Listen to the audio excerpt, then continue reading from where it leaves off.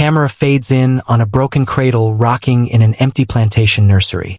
The walls are peeling, the air thick with dust. A faint lullaby hums, though no one is there. A narrator's voice cuts through like a blade. In the winter of 1831, a wealthy southern dynasty vanished from the records, without explanation. 2 infants were exchanged in the night, one heir, one slave. Both marked by a pact so vile that every witness was silenced. Every church ledger burned. What happened next was whispered only as curse, and for nearly 2 centuries, no one dared to uncover it. The rocking stops. The screen cuts to black. Tonight, we resurrect the truth.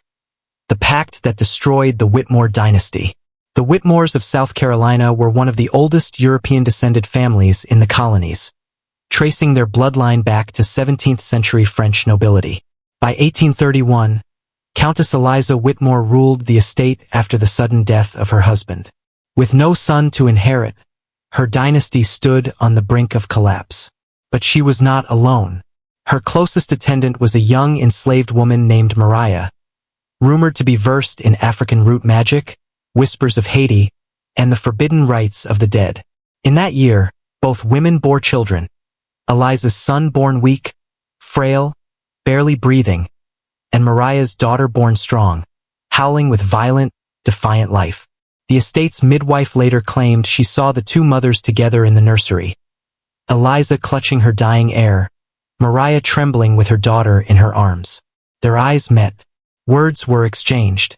And before dawn, one baby was in the cradle of a countess, the other in the arms of a slave. This was no ordinary switch. According to scattered testimonies preserved in sealed church records, the women made a pact. Eliza would raise Maria's daughter as her own, securing the Whitmore line. Maria, in turn, would take the countess's infant son and raise him in the slave quarters, hidden from the world. But the pact carried an oath of silence, a blood oath sealed over a basin of milk and ash. Both women pricked their fingers, mingled blood with breast milk, and whispered words not of the Bible, but of something older. Some said Maria invoked the spirits of the dead, calling on her ancestors to bear witness. Others claimed Eliza's French lineage had ties to medieval heresies, and that she knew precisely what she was binding herself to. For decades, this oath was referred to only in fragments, as the exchange or the night of inversion. The meaning was simple: what was noble would become base, and what was base would become noble. In that reversal lay both survival and destruction. By the end of the century, almost nothing remained of the Whitmore name. The family's plantation home burned under mysterious circumstances in 1874. The local parish, St. Brigid's, lost decades of records in a clerical fire. Court transcripts involving the estate were found shredded, stuffed into the mouths of dead crows nailed to a church door. Yet in an attic in Charleston, one ledger survived. Its pages were warped by humidity, the ink bleeding like veins. In a single entry from January 1831, the priest recorded 2 baptisms on the same night. One for Eliza's son, Thomas Whitmore. One for Maria's child, unnamed. The handwriting grew frantic, the ink darker, as though the priest had been shaking. At the bottom of the page, scratched across both names, were 3 words: God does not see. By 1840, the 2 children had grown, living parallel lives within the same estate. Thomas Whitmore, the supposed heir, was raised in finery, dressed in imported silks, schooled in Latin and scripture. Yet he was pale, sickly, and often plagued by night terrors. Servants reported him waking at 3 a.m., screaming in a language no one recognized. Meanwhile, Clara, Maria's supposed daughter, worked barefoot in the fields. She was stronger than the boys, fearless in the face of overseers. But something else made her feared. The other children whispered that Clara could hear voices in the trees, that she spoke to shadows when no one was around. The children's destinies, reversed and bound by the pact, were impossible to ignore. Every year their resemblance to the truth grew sharper. Clara looked more like Eliza Whitmore with each passing day. And Thomas, with his dark curls and solemn eyes, resembled Maria more than his so-called mother.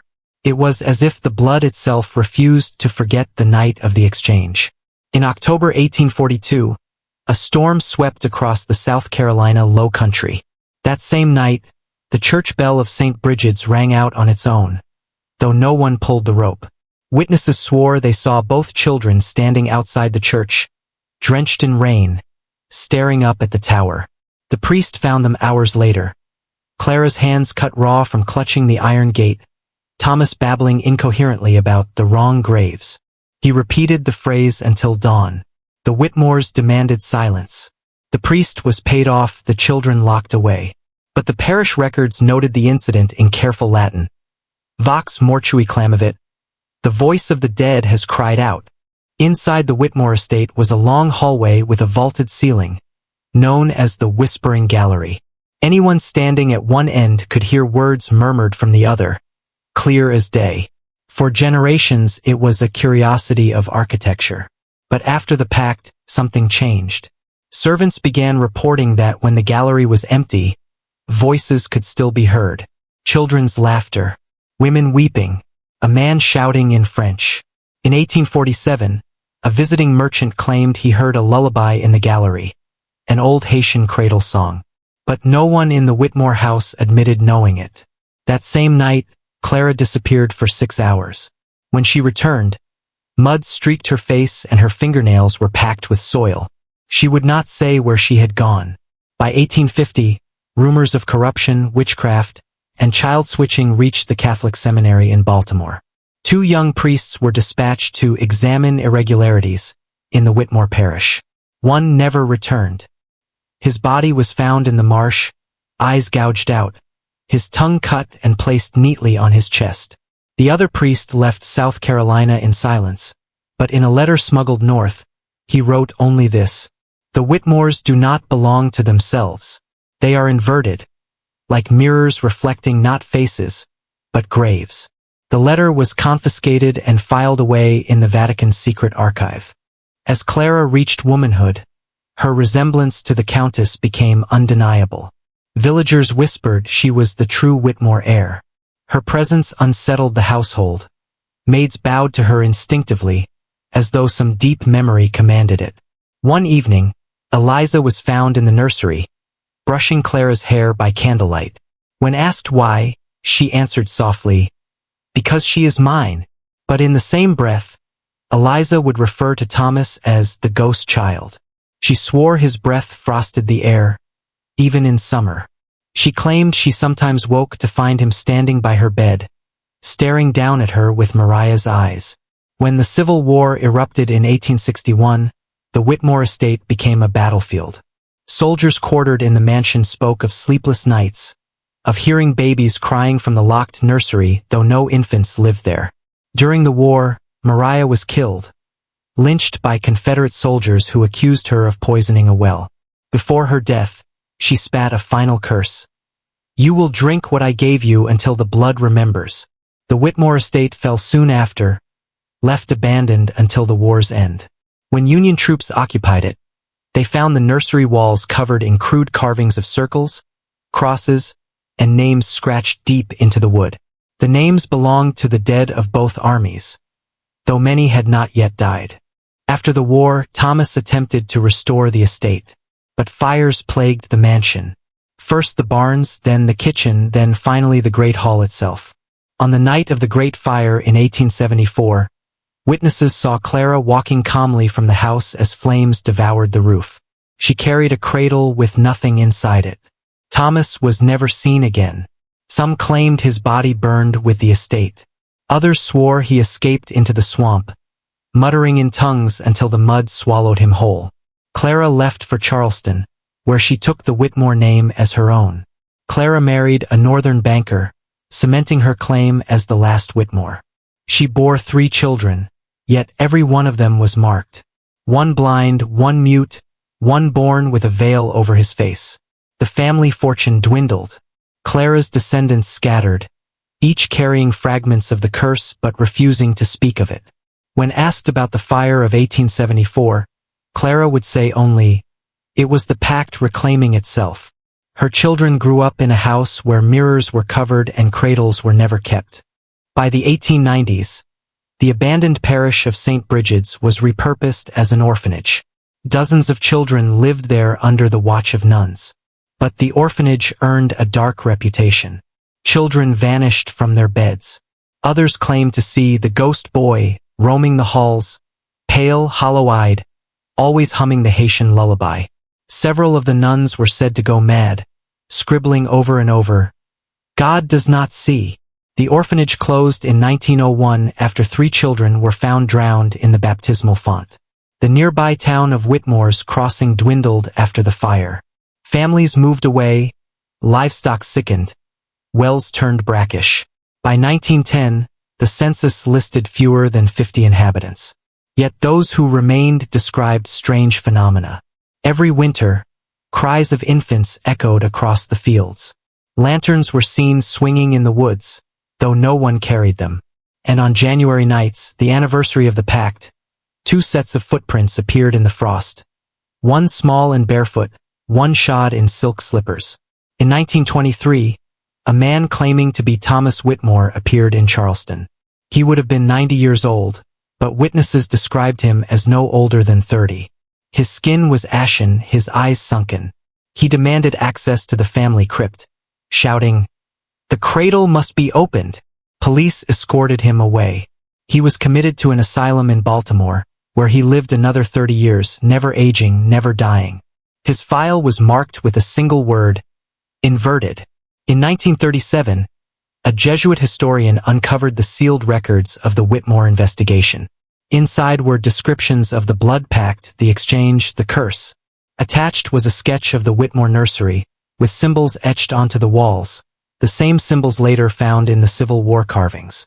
The Vatican ordered the files destroyed, but a handful of copies circulated among scholars of the occult.